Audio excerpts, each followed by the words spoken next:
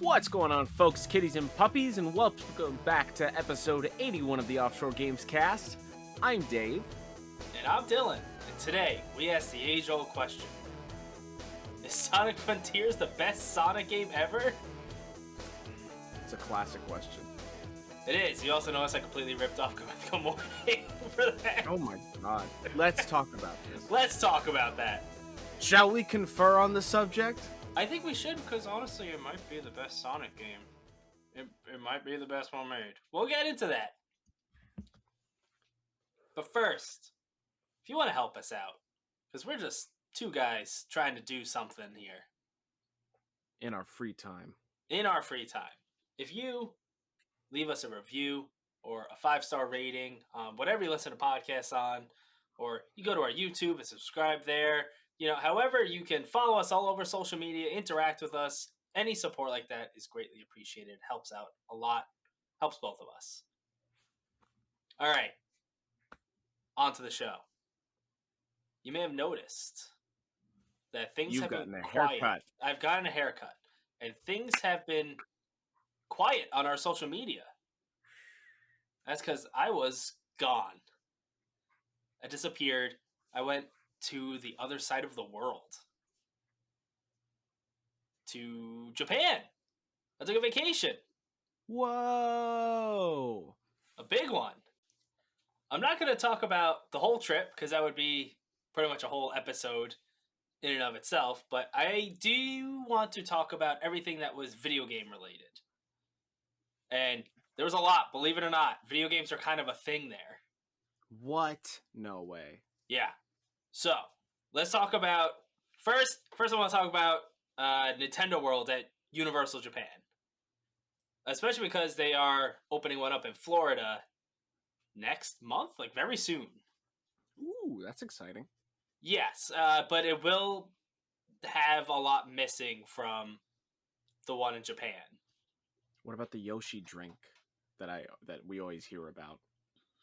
I didn't have a Yoshi drink. Oh my god. But I'm pretty sure the cafe will be in Florida. Okay, so here's the really cool thing about Nintendo World at Universal, which, even though it's called Nintendo World, it's Mario. That's all it is. There's no other, Zelda's not there. It's all Mario. That's what it is. For now. They are expanding it, but they're adding Donkey Kong, so it's still basically just Mario at that point. For now. For now. I'm sure they'll get there eventually. Yes. But, so, it was very crowded, even with that part of the park being limited entry. But as soon as you go through, which you go through like a warp pipe, and like there's like things on the wall moving. It's supposed to act like like you're actually going through a warp pipe. Mm-hmm. You come through, you walk through Peach's castle immediately, which is small, but they have like the Super Mario 64 paintings, like the ones with the Goombas. Ooh. And as you walk by it like shifts like it does in the game, which was very cool. That's dope. And you go through, and they have like, you obviously can't do it, but it looks like what would be a full-on like, oh, I'm going to go platform up this giant hill that has all these like enemies on it and Yoshi's running around up there. You can't actually do it, but it's like, it's really cool. It makes you feel like you're in a Mario world. And the whole world is basically a video game. So you get power bands, which you can pick from like the basic characters that we base, like Mario, Luigi, Toad, Yoshi, Peach, maybe Donkey Kong. I don't remember. But Waluigi. I don't think Wario and Waluigi were choices. Poor Typical. But they're basically snap bracelets that have functionality in like the almost like a watch part. It's not an actual watch, but it has like a thing like that.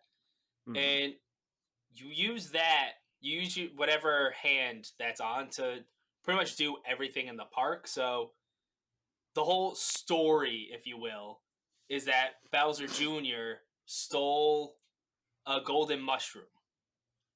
And you have to get it back. In order to go fight him, you need to get 3 keys. And you can get a total of 5. And they're all little mini games to do around the park. So one is like there's a giant Goomba on like a rolling thing that's coming towards you, and you have to crank this giant thing to push it back. Mhm. And if you succeed, which that one was pretty, you can fail them because we saw someone fail one, and it's just like, all right, next. Oh, that sucks. Yeah, it's yeah.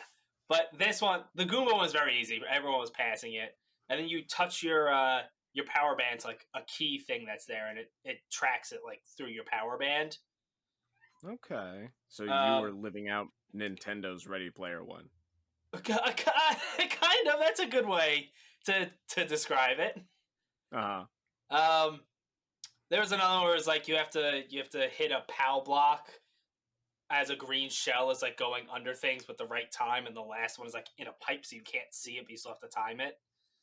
Okay. People were failing that one. That one people seem to struggle with. And you could You're go making around. it sound like you aced every single one. I mean, we did 3 and we passed all 3, so all right. We're professional gamers. I was waiting to see what your high score was. That wasn't a thing. Well, it was in Mario Kart, but that's separate. You can just go around. There's just like question mark blocks all over the place, and you can punch it from the bottom, and you get like a certain amount of coins from each one, and then it does the noise like, oh no, you can't get any more coins from here. And then you could go up to a thing and put your power band there, and it like tracks how many coins you have, how many keys you have. There seems to be a whole bunch of like hidden stuff all over the park if you want to do it. It was too crowded and too many people everywhere to do everything. Yeah. But the boss fight was also really cool. And I guess don't listen if you want to experience this for yourself and not know anything about it. But you need 3 keys, and you do have to like press it against something for it to confirm you have 3 keys, because we saw them like turning people away that didn't have 3 keys to go do the fight. Goddamn, exclusive. Yeah. VIP boss fight this way. So you go through, and you're on a team with 12 people, and you're in this room, and so I don't know how the technology for this works. It's kind of impressive. So there must be like a big light behind you, right? Because you look forward, and your shadow is on the wall. Mm-hmm. And since it's your shadow, like you see your full body, and when you jump like jump really high as your shadow. And there's other shadows, like Bowser Jr. is flying around in his thing up top, like throwing bombs at everyone. And you have to like jump and punch the shadow of the bombs. And somehow it can track like your shadow hitting a shadow, because you have to like aim with how you punch it, and it will shoot the bomb. You have to hit like Bowser Jr.'s shadow. So they have like a 360 Connect setup. Maybe that's what the deal is, but it's tracking the shadows, not your actual person. Because when I'm jumping, like I'm not physically punching something; it's my shadow, and I'm jumping way higher as a shadow.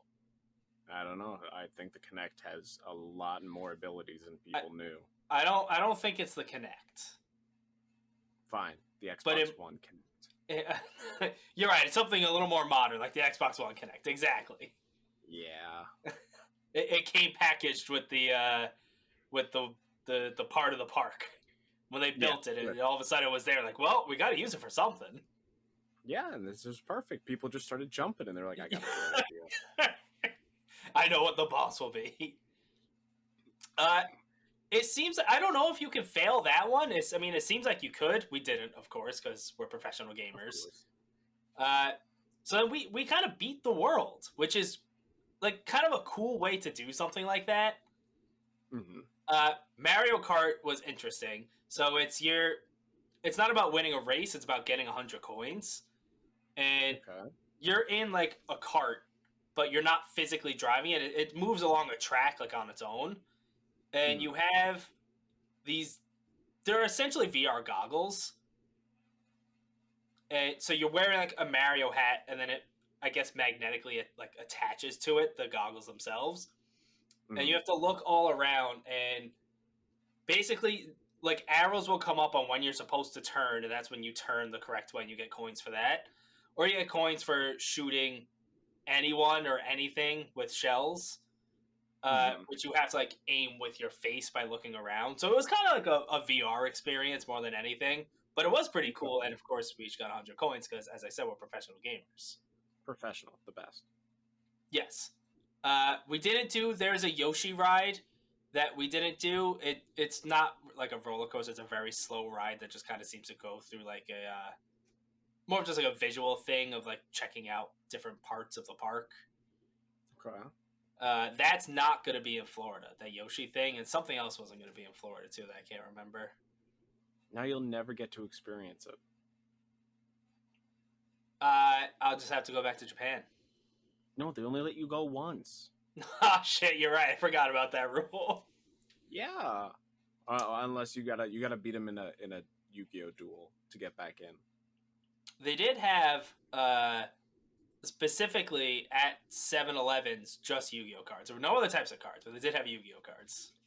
Nice. You should have picked me up a pack.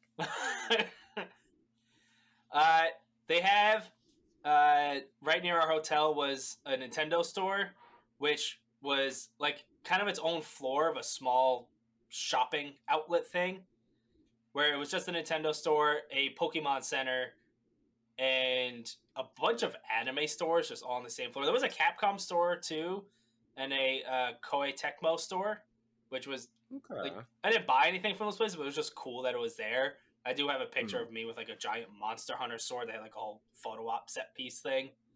Nice. And then we went to a different Pokemon Center in another part where I took the train. But it was a mega Pokemon Center, which was basically an entire floor of like a shopping mall that was just Pokemon stuff. God, it was gone nuts. It was insane how much Pokemon. So it was like the whole middle, like between shops, where they have like little benches and stuff, was basically set up with like giant Pokemon statues all over it. Mm-hmm. There was all sorts of like wall paintings and murals. There was a whole like, oh, here you could play the card game against other people. Here's the whole, what's the name of that fighting game? Pokemon fighting game? Oh, Pokken Tournament? Yeah, so they had a whole setup for that if you wanted to go do that. And then, of course, a big shop, which had a much better selection than the Pokemon Center that was near our hotel. So that was, in and of itself, was awesome. And then that shopping mall also had a rooftop aquarium, which was also really cool, separate from Pokemon. Yeah, everything there is cool. It's just everything. Yeah. I did go to an arcade, which every single arcade we saw was like 2 or 3 floors, some more than that. A whole floor dedicated to claw machines, which are very different than the claw machines we have. I love claw machines. So they do have like the typical, line it up, it goes down, grabs something, it picks it up, and it's usually too heavy and it just falls right out. They also had other things where you're moving a claw like that and it goes down and you're trying to like, there's something hanging from something else off like a hook and you're trying to like knock that latch off to make it fall. Or they have they'll have like a giant box of chocolates and it's like entwined in these like 2 giant rubber band things. And you have to try and grab the rubber bands from the side and pull it up and make it bounce up and down and try to get it to like unlodge from there. Mm-hmm. So they had like different variations. They had a whole rhythm game part of the arcade, which was awesome. I played Tunatham's Son, which I never heard of until I played it. And that was also very cool. It's like a giant touchscreen piano, essentially. But you would have to do like, you'd hit notes on there, obviously, and then you'd also have to like raise your hand to a certain level at some points. And it had like sensors on the side, and then you had to raise them even higher, which was just, it was kind of a different twist, but it was a lot of fun. And we played Mario Kart, which, okay, so you've played the arcade Mario Karts like Dave & Buster's and stuff. It's pretty typical arcade racer, but Mario Kart stuff thrown in. Mm-hmm. I don't know what we were doing, because it was all in Japanese, so it's like it's easy enough to navigate the menus without knowing what they're saying. I don't know if we activated something or it was just a thing. Our first race was normal. Then the next 2, we both had unlimited green shells. And it was like, so you're just the whole race spamming the weapon button and green shells are just everywhere. Huh.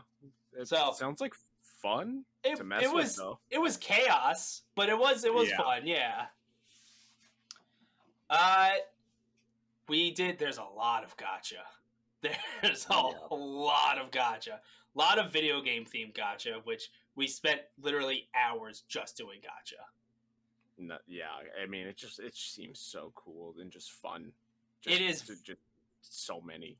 It's very well. I mean, they have whole stores dedicated to just dozens and dozens, if not hundreds, of just gacha machines. Mm. We went to a video game store, which is it's just so they had a whole floor of this store dedicated to video games, and then like there were 4 or 5 more floors that were all like CDs, DVDs, books, DVD rental, which I don't know if that's still a big thing there. A Japanese Moulin Rouge. I can't say I looked for that. Shit, dude, that would have been awesome. I did get, even though I have no reason to own this, I did get, I got Japanese Yakuza 0. That is cool. Because why not? Also, I did notice this. I don't know if this is all games. You know, like PS4 games or Xbox One games, it kind of started where in the case, they don't really have manuals. It's just kind of like one little thing with a picture of the game, basically. Mm. This is a straight up game manual for Yakuza 0. Like, all so like, cool. Yeah, I don't know if I didn't really look at the rest of the games, but that's awesome. Oh yeah, that is really cool.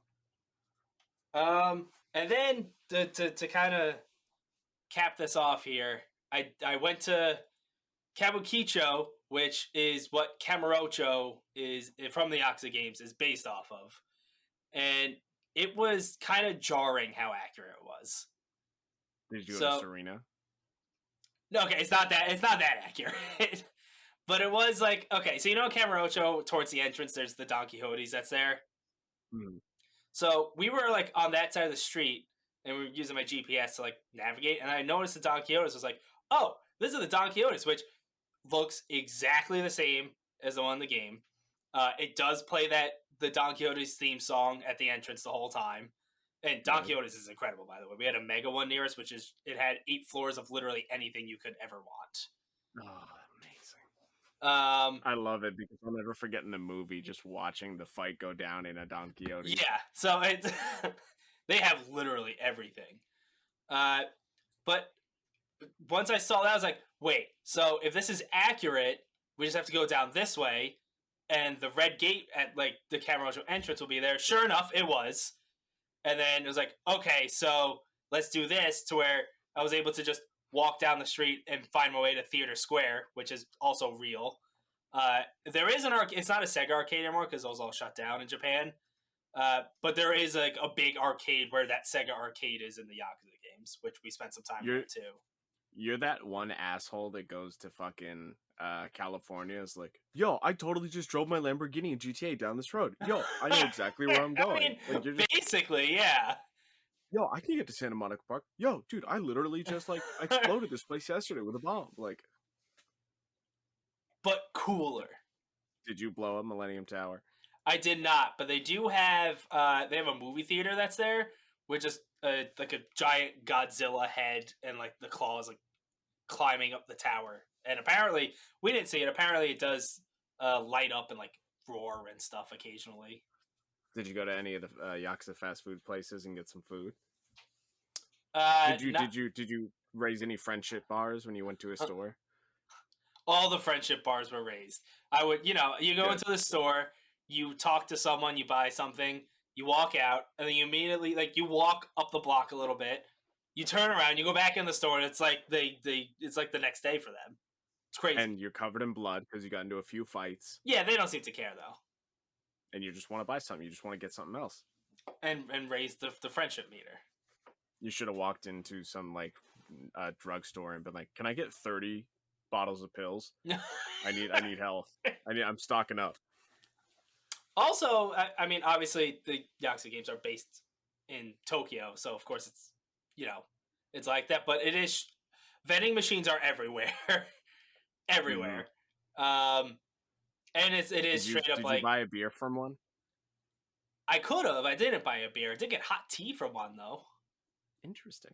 It was good. Oh, did you get a pizza? Oh, dude, I would have gone nuts going to the vending machines to do like hot, crazy foods. So we didn't really see many of those. I don't know if it was just like because we were in Shibuya for most of the trip, and we would take like the train out from there. But I don't know if it was just if it was our area, but not like too many crazy food vending machines like that. I know they're there somewhere. Mm-hmm. You know who else does? Singapore. They do the crazy vending machines. Oh yeah, Singapore is like 50, 60 years in the future. All right, next trip. But for some reason, they want Skull and Bones. Well, because they're 50 to 60 years in the future, and that's when that game is going to come out. Apparently, we'll get to that later though. But that was mostly it for gaming related stuff. I could go on about how it's obviously it's a big vacation and it's an expensive one. If you're in a situation where you can do that trip. It is so worth it. You can really get a lot done in 7 hours, so props to you. What? Yeah. 7 hours? Yeah, you can get a lot done in 7 hours in Japan, so. What are you talking about? I'm making people believe you were in Japan for only 7 hours. Oh, no. Much longer than that. Yes. And still not enough time to do everything. No, yes, this is the joke. Wow. Oh my goodness. That jet lag really smells. Jet lag is so real. I'm fucked. I've been fucked since I've been home. Yep. Do you want a bottle for your bag? I did. I was telling you this before we recorded. So, there's a lot of Spanish speaking happening at work, just with retail in general. And instead of saying "si," I said "hi," which is yes in Japanese. Yeah, I went "hi," "si." Si, hi. Oh shit. Yeah. Yes. All right. Let's talk about some actual video games now. Yeah. Let's talk about something so disappointing. Yeah, okay. I love Golf Story. That game rules. I was very excited for Sports Story. The game looked like it was going to rule. It doesn't rule. In fact, it's bad. Drools. It does drool. So, okay.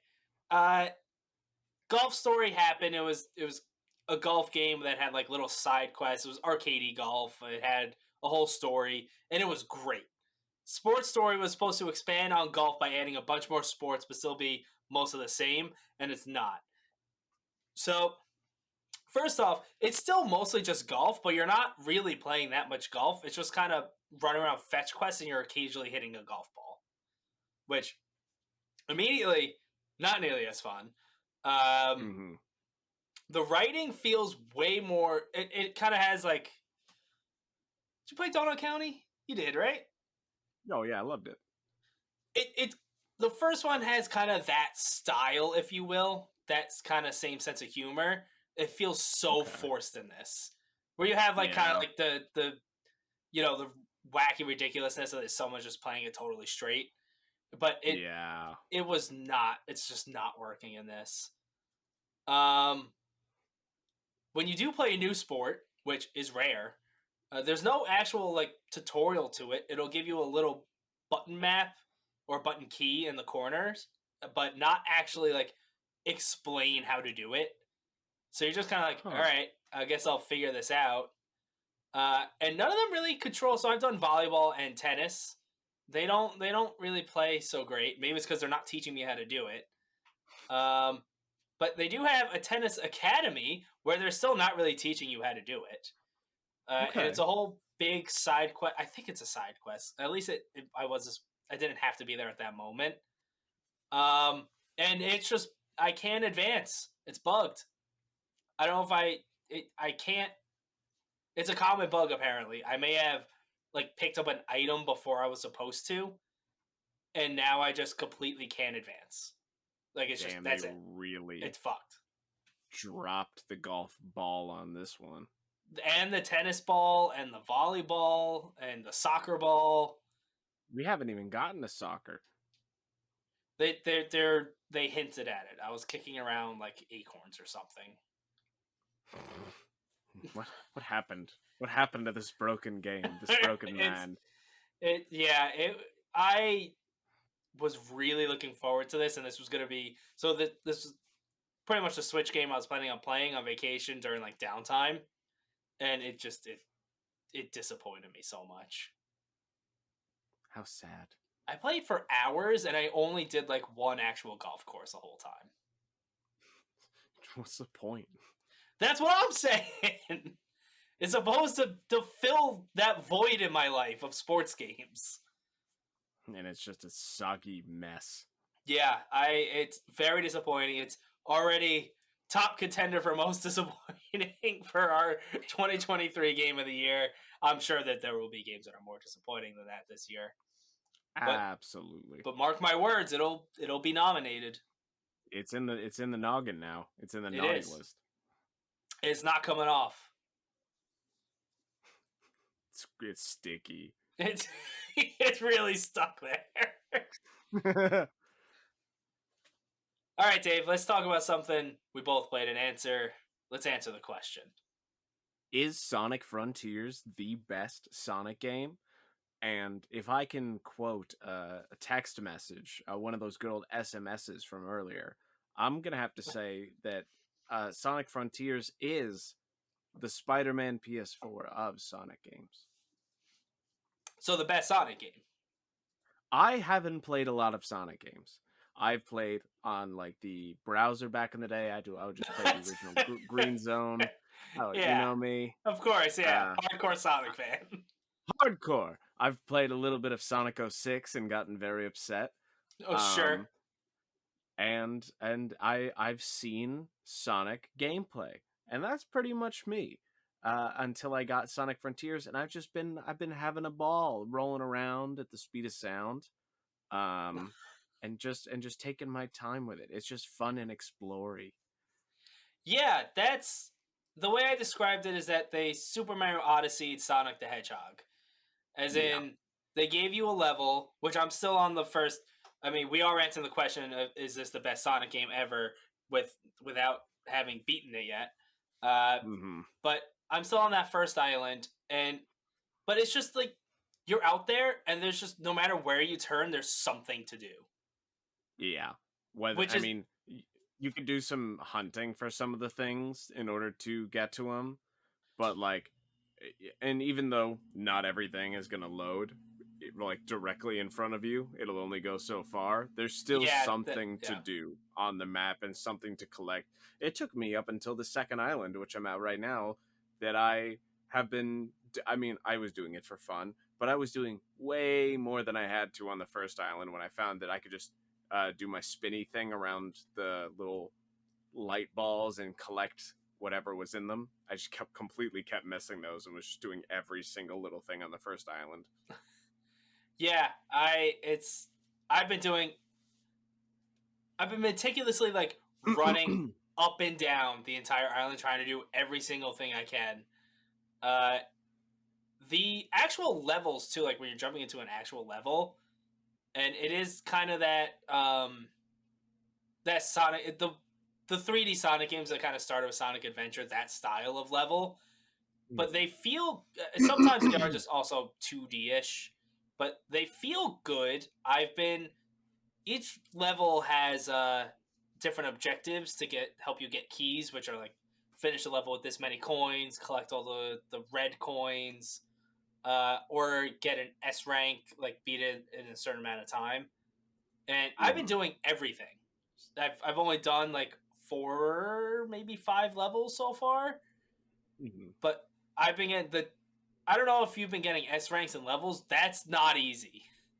I've gotten like 2 or 3 in the ones that I've done, because I've only like gone back and I'm like, all right, I'll redo this one a few times in order just to get the key to progress, and then I ended up finding them by doing the little spinny Y thing.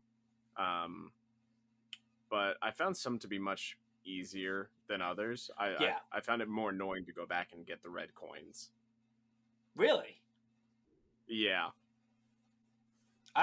Maybe it's because I'm still pretty early on, but all levels I do that, I usually get all of them like my first run through the level. I guess I'm just a better Sonic than you. Yeah, I'm not. I don't play Sonic games, but this one looked like funsies. It is. It's a lot. I will say I have had. It's obviously not Sonic 06, but I have had a couple issues where I have fallen through the map and it kills you. Haven't done that. And you know the Asura enemies, which are they're like giant towers, and you have to run up the side. Yeah, I don't like them. I don't know if it was because of its placement, but the first one I didn't have any issues with. It's they are like kind of annoying, but I didn't have any like technical issues. The second one, I don't know, it's because like the land wasn't as even. When I was trying to run up the side of it, Sonic just wouldn't do it. It would just like fall off. Or when I did get to the top, instead of kind of like jumping up onto the top of it, he would just jump away. So yeah, that one was frustrating me. Otherwise, I've had no issues. I don't like those things. No, they're annoying. But otherwise, it's like it controls overall smooth. Like getting around feels good. There's a more annoying enemy, not nearly as big, like a boss fight type thing, but there's a more annoying enemy in the second island. Great. Can't wait for it. It takes your Chaos Emerald. What is it, like take it and run away and you have to like chase it down? Yep. That's annoying. Yep. Oh, when you get So do you get I guess as I already have 2 or 3 Chaos Emeralds and I haven't been playing for that long. It seems like you get all of them pretty early on, and then I assume every island. I assume Supersonic comes in earlier rather than later. Every island, it seems like you collect all 7, and then the next island they split apart again, and you collect them again, and then you go to the next island and you collect them again.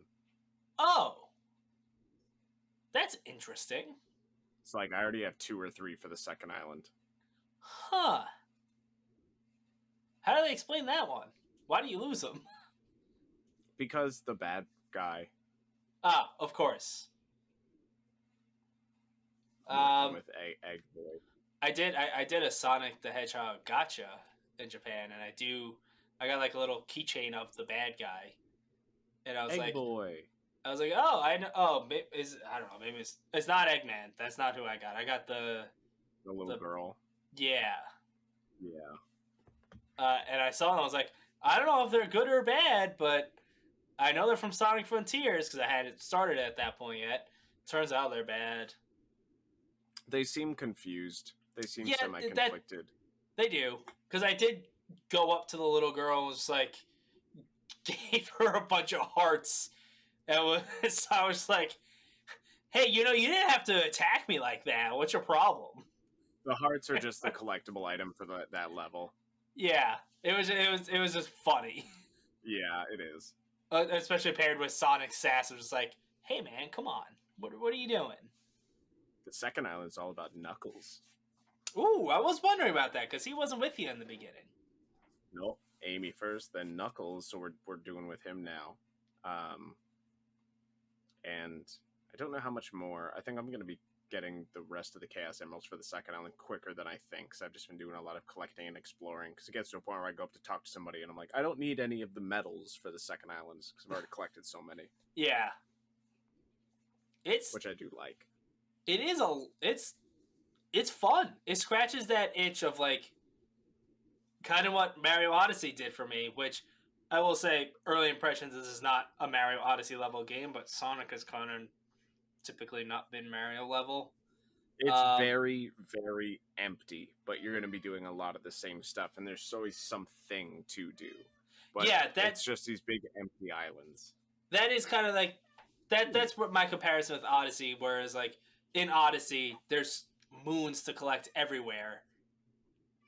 And that's basically what they did with this. They give you a level, and there's just, no matter where you turn, you could do a little platforming, and you get a collectible. You could take out an enemy, and you get a collectible. It's just constant. Yeah, there's always something. Yeah, Finny.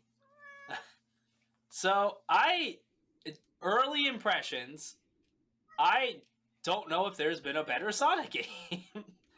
All I really know is Sonic 06 and all the 2D ones, and I've never been like a fan of the 2D ones and whatnot. So But it is for like a core Sonic game, this feels like the best, just the most well-rounded. Yeah, I was gonna say for a 3D Sonic game, because like I have plenty of nostalgia with the Sonic Adventure games. I know they don't hold up, and when I was a kid, I don't even know if they were ever good. But as a kid, I loved them. Uh, and obviously Sonic 06 was what it was. And then I never played the last, or there was Sonic Boom, right? Oh, one of them. That's when they all had scarves. I have played the racing games. Okay, well that doesn't count. I don't know. They're Sonic. They have Sonic's name on them. Yeah, but you're not gonna be like the best Mario game is Mario Kart. People will say that. Yeah, and they're wrong. Fight. Just like I think that, just like with Mario, just like with Sonic, you separate the 2D and the 3D. So they're basically two different categories. Yeah, 2D and 3D. Exactly, just like that. But this, yeah, it's a quality game. It's not just a bad game. It's not it controls really well, and I think that's the most impressive thing is that I feel like they've really struggled with nailing a good feeling 3D Sonic game. But in this one, with the progression of just like, let me just do a bunch of things to collect some stuff, and then I'll go turn them in, and then I'll be stronger, faster, and whatnot, and collect more rings. Which is also an interesting spin on Sonic, is like getting stronger and faster. Mm-hmm. Best Sonic game. We did it. We crowned it. Now don't sports story it with the next one. Yeah. Don't give me another Sonic game and barely put any golf in it. Exactly. Sonic is the golf ball. Did you come across any fishing yet by any chance? No. I had no idea there was supposed to be fishing. Well, okay. There's a lot of memes surrounding Sonic in general.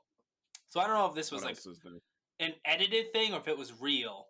But it appeared to be from Sonic Frontiers that Sonic caught a fish and he was chilling with Big the Cat, who fishes. Interesting. So we'll see if that's a thing. I've yet to come across that, but I will let us know. Let us all know. It's impossible to Google. It is, and I won't. Ew. All right, let's talk. I have a few more things to talk about. It's going to be pretty quick. So, I don't think I've ever talked about Cytus 2 on the show, because I don't think I was playing it since we started. But which it feels like so long ago. I mean, it was a long time ago. I'm back on it. I think going to Tokyo and playing rhythm games in an arcade has kind of sparked something back inside of me. I lost all my progress because I guess I didn't have cloud saves enabled, but that's okay. It's okay because the songs are still just as much fun to play. I'm doing it a little differently now, to where I'm a weirdo and I need to get like 100% on everything. Yep. So it's like don't miss a note. And what I used to do is restart every single time I would miss a note and keep doing that until I 100% it. But because of that, I would only finish the songs so many times. And the way the game works is it's a rhythm game on mobile, and there's a bunch of different characters that level up as you play their songs, and almost all through like message boards, there's kind of a crazy story that happens that is weirdly engaging and well written. But because I would barely finish songs when I used to play it, it would take me so long to see that stuff. Whereas now, when I play a song, I play it till finish, even if I miss a note, and I'm catching up on the story way quicker this way. Okay, that's good. So I'm back on that. Still, let's just continue this train along with rhythm games. Melatonin came out. I started that on Switch after Sports Story was a complete dud for me. I don't know if you remember that it was announced. I want to say at Summer Games Fest. But it's it's a rhythm game where it all takes place in this guy's dreams. So so far I've only had like one button press. I haven't done too many levels. But the first one is like you're flying in the sky and pizza boxes or burger boxes are shooting food. You have to hit the A button at the right time to catch it in your mouth. Okay. And they have like different times. Like when the pizza box is starting to do one thing, that means it's going to shoot like a slower one up in the sky and then it falls down to you. Or if it's doing another thing, it's going to shoot it like a fastball right at your mouth. So it's like lining that up. And the second level I've done is it's shopping. So like things will it does a thing where it's like here's all these platforms and items are dropping onto it that like you're buying, and it does like a whole like music pattern, and then you have to follow that up right after, and that's you swiping the credit card for each purchase. Okay. So it'll be like dun dun dun dun dun. That's the items dropping. Right after you have to do like beep beep beep beep beep on the credit card machine. It's very cool. It could be a little tough. It is, especially if you're again a weirdo like me who can't miss a single note. Specifically on that shopping one, I've had trouble with that one, but it's fun. It's good. I was just watching the trailer for it while you were talking, and some of the clips from it. I was like, all right, this looks familiar. Yeah, it has a very cool art style. It had no performance issues, which you can't really have with a rhythm game. That would kind of ruin the whole rhythm game. Yeah. But yeah, it's fun. It's a little different. It kind of reminds me a little bit of kind of more of like an Elite Beat Agents type deal, which I don't know if you ever played that on the DS. Nope. But more just kind of like timing based little mini games instead of like notes coming at you that you have to hit. So it's kind of scratching that itch. It's good so far. Okay. And last but not least, being in Japan and us talking about our New Year's resolutions, our gaming resolutions, I fired up some Lost Judgment and got back into it. Nice. It felt good being in, especially because right now in Lost Judgment, I'm back in Kamurocho. So just walking around and doing that, and also kind of having a different perspective of actually having been to Japan and knowing a lot of like just the little things and looking around and being like, oh, hey, look, it's just like that. Or how the Papos, the convenience stores in the Yakuza games are just Family Marts, which are actually everywhere, but they're called Family Mart. Okay. Stuff like that was just cool to kind of go through and see again. And I did happen to pick it up at a point in the story where a bunch of reveals are happening right now and twists are happening, and it's really starting to get engaging because I really, really like that first Judgment, and I really like the story of it. This one has been taking a little longer to get that story going. It's smaller scale, it is, but the twists are starting to happen now. I'm in. I'm engaged. This is good.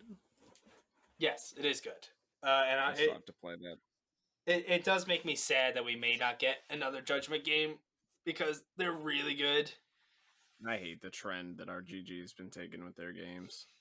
Well, this is it's the weird, I don't know if it's copyright, but the dude that plays Yagami is like a big actor in Japan.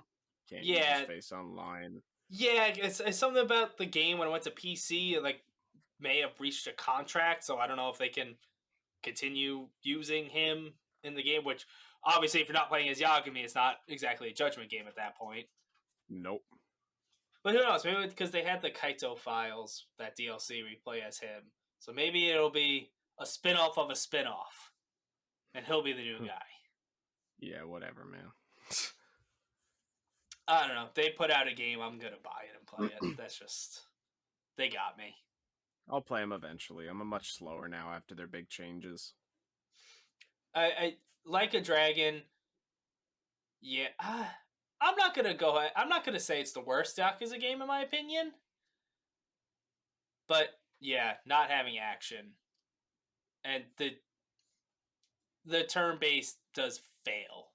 Like, they fail at it in multiple ways. It's not like a completely polished turn-based game. Mm-hmm. Who knows? Maybe they'll do Yeah, better with the next one. they better. They really better. But I am much more focused on Hogwarts Legacy, and it is getting so much closer to release, and I cannot wait to pre-order the digital deluxe edition to play early because I'm going to lose my life for it. And recently, with their announcements, they've come out with some of their actors, to which Simon Pegg will be playing the Headmaster, the Simon great Pegg. grandfather of Sirius Black, Phineas Nigellus Black. He's going to be a dick. He's going to be a dickhead, and I love it. Yeah, it's kind of. I'm a little surprised they waited so long to announce this, but that's cool because that's kind of it's a pretty big actor. Absolutely, and he's like the biggest that I've heard come out from it so far, and to be playing such a head character, like, oh god, this game is going to be so fucking good. Yeah, it's amazing. The more I see or hear about it, the more excited I get for it. There's just so much lore in it. Like, we also have Matilda Weasley playing basically the Professor McGonagall, who's going to be like the deputy. I did not know that. Oh yeah, there's so much. Like, one of the other facts is Phineas Nigellus Black is not only the fact that he's considered the least popular headmaster ever, basically just there for the props, but he is the last Slytherin-based headmaster until Snape becomes headmaster in the later movies. Huh. I mean, I guess if Phineas is so not liked, that would make sense that he's Slytherin. I did not realize that, though. Mm-hmm. All right. Exciting stuff. That game's out soon. 16 days. Yeah, at least from recording. I need it. Even sooner for the fucking deluxe. PlayStation. At CES, they announced Project Leonardo, which this is kind of a cool thing. It's an accessibility controller, which Xbox has been really good about, and I don't really remember PlayStation ever doing one. They maybe have. I don't remember it though. Mm-hmm. But they made it with experts on accessibility. They talked to the community and game devs about it. There's no release date or price point yet, but I like seeing this type of stuff. Of course. Let more people play games. Yeah. I think they definitely could have done more with it because it seems like Xbox really has like the hold on it and really knows how to put out some good accessibility controllers, and it feels like PlayStation just kind of put out like the most basic version of one. Yeah, I'm certainly not an expert on this type of stuff. I don't really know much about Xbox's accessibility in general, other than they've been doing it for quite a while. Yeah, I mean, they have numerous different controllers and like different setups to play. I feel like PlayStation's definitely a little late to the game, and hopefully this is just the beginning, and it's not the only thing they put out, because with all their extra PSVR and other stuff, with how many more PlayStations there are out there than Xboxes, like they should be the ones who are leading it in this, but they are not. You know who else isn't leading?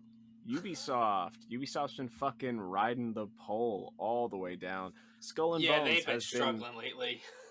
Delayed for a 6th time, and I love hearing this news. It has now been pushed to early 2023-2024 of the fiscal year, which basically is from April to December of 2023. I hope this game still releases and it is an absolute tire fire. Like, you know you have to play it.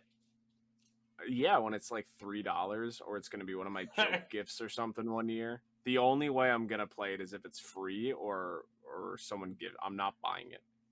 Not at all. Well, it doesn't seem like it's coming out anytime soon, because every time it starts to get a little bit close, it gets delayed. Yep, and it is being forced to come out, and oh god, everything surrounding this game is just hysterical. Ubisoft is sinking. Yeah, no, they're really, like, I didn't put any of it in the actual news stories, but they're having a lot of problems over there lately. Oh yes, they are. canceling a bunch of games. You know, the CEO casually pushing it onto the employees and stuff, then having to backtrack that whole thing. Ugh. Yeah. They're struggling. And Speaking they're of like, struggling, please buy us. Please buy us. yeah, please. Even though they were gonna be bought years ago, and they were like, "Save us!" Help! Help! The Callisto Protocol. They did some no-nos. More controversy about this game. Yep, they apparently left a decent amount of people just out of the credits at the end of the game. Not just a few people. It's apparently about 20 people, completely uncredited, and they're not just like contractors that worked for a couple months here and there. We are talking senior developers, directors, and team leads. But it includes just other employees that were in leadership positions that also worked on the game for over a year. There was a bunch of interviews about this with gamesindustry.biz, but it seems like Striking Distance Studios is being accused of just playing favorites. So if you left the studio for whatever reason, or you weren't liked as much, they were just like, well, we're not going to put you in the credits. Which is kind of fucked. Because, like, if someone who worked on this game now wants to get a job working on another game, like, it's kind of important to be able to point towards that. Oh, yeah. It's like, well, no, we're going to pick this guy. He worked on Callisto Protocol. Be like, but... But maybe not. They're not there. Yeah. So, add that one to the list of Callisto Protocol issues. You know what else is just dying? What, Dave? Live service games. Yeah, they kind of are. And you know what? Let's just keep putting out more. But on September 30th of this year, support for Marvel's Avengers will come to a close. No more content is going to be released, and the final update is going to be coming out on March 31st. Either whatever else, like extra little tidbits and whatnot to fix up until September 30th. But this game is dead. The cosmetic store is going to be shut down, and no longer will you be able to purchase credits. Credit balance is going to become in-game items, and cosmetics are going to be free for all. Somehow, the solo and the multiplayer will still be playable, but that is also on a ticking time bomb. They just haven't vocally said the date yet. Just stop putting out. I wouldn't be surprised if not too long after this, multiplayer servers get shut down. Obviously they're not gonna shut down the solo game because that doesn't really require anything extra on their part. But yeah, at some point those servers are gonna shut down. And now people are terrified about Suicide Squad Kill the Justice League because their leaked screenshot shows what looks like a live game, like live service deal, and I like boys. As long as Suicide Squad still has a good actual game, and then there is some sort of side thing about like cosmetics or some shit, like I'm fine with that. Yeah. But we'll see. All right, we have a couple big notable game releases this week. Oh, just wait till the upcoming weeks. Woo! It's every week is gonna be a lot. Oh yeah, this year's gonna be insane. But what are we starting off with, Dylan? Forspoken is coming January 24th on PS5 and PC. I don't know if you saw, but apparently they have not sent review codes out to a lot of big publications, which is usually call it a red flag. It's not necessarily, hey, this game is bad and we're not confident. I'm sure there's other reasons that can contribute to that, but it's not a good look. Sounds like it's going to come out being like a 6. I could see that. More excitingly, and also fingers crossed, on the 27th of January, Dead Space is releasing on PS5, Xbox Series X and S, and PC. This I'm very excited for. Also, that turn, I think this is the first time we've had multiple notable game releases, and they are all just current gen. It feels like that turn is like happening. It's starting. especially as consoles are just more readily available now. I mean, a lot of more controversy about PlayStation came out when they put out their highlight reel of games, and it says coming only to PS5, trying to get people to think that they're not coming to Xbox, but it's their way of saying that they're not coming to the PS4. It's only going to be current gen. Right. Did you see the whole Final Fantasy 16 thing too? What, where they're just like trying to hide and not come to Xbox and this and that? Yeah, so the director of the game was like, I don't know where all this PC stuff is coming from. Buy a PlayStation 5. It's just going to be on PlayStation. Even though in the announcement of the game, it was like, coming to PC and specifying 6-month time exclusive. Like, if it's not going anywhere else, what does that mean? Probably Sony just paying them a lot of money to say so they can drum up more business because they're afraid this generation.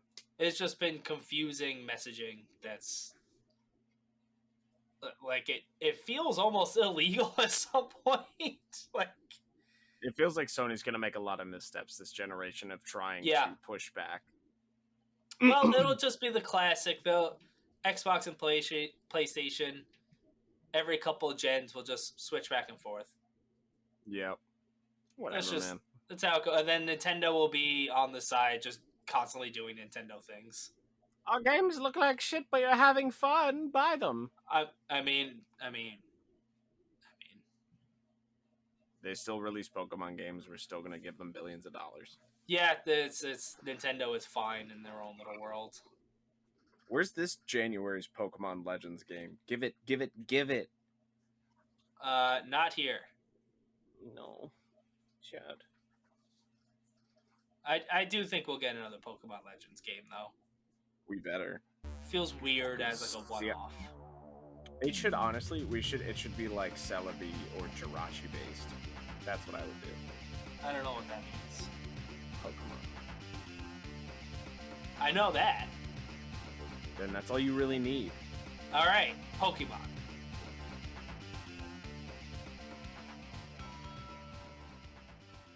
Gotta catch them all.